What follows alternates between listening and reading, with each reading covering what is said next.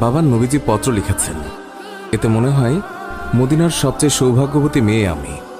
মেয়ের মুখে এই কথা শুনে বাবা আলহামদুলিল্লাহ বলে ওই সাহাবীকে ফিরিয়ে নিয়ে আসলো।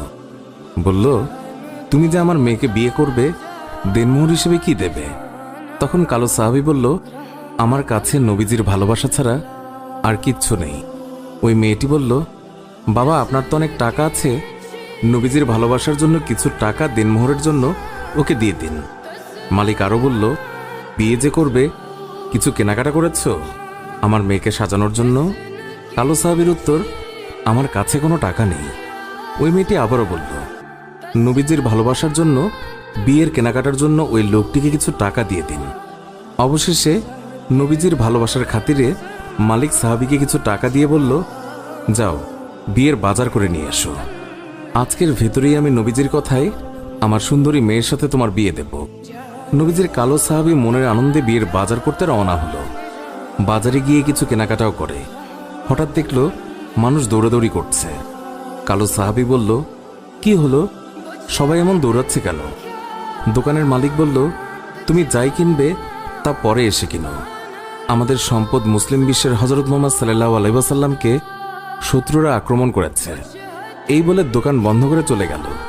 কালো সাহাবী অন্য দোকানে গিয়ে বিয়ের বাজারের টাকা দিয়ে একটি তরবারি কিনল। হঠাৎ আবার মনে হলো সেই মদিনার সুন্দরী মেয়ে তার জন্য অপেক্ষা করছে।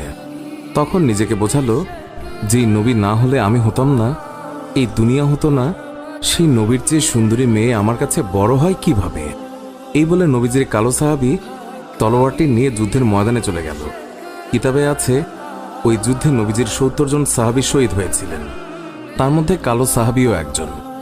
নবীজি অশ্রুসিক্ত হয়ে বলল, আমার আদরের সাহাবীদের রক্তমাখা অবস্থায় দাফন করে দাও। কিয়ামতের ময়দানে আমি আল্লাহর দরবারে এই রক্তমাখা শরীর দেখিয়ে কোটি কোটি গুনাহগার উম্মতের নাজাতের দাবি করব। হঠাৎ নবীজির চোখ পড়ল কালো সাহাবীর দিকে, রক্তমাখা শরীর নিয়ে এসে পড়ে আছে।